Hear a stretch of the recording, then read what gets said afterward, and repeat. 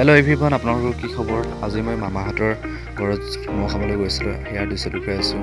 এয়া বৰ্তমান মই মামাহঁতৰ ঘৰত পালোহি আৰু মই পিছফালেদি যাবলৈ লৈছোঁ। ইয়াৰ দৃশ্য দেখি আছে আপোনালোকে নিশ্চয়। মই আহিছোঁ বুলি ভণ্টি দৌৰ মাৰি আহিলে।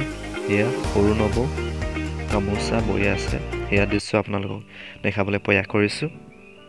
এয়া চাওক, গামোচাখন কেনেকুৱা লাগিছে কমেণ্ট কৰিবচোন গাইজ।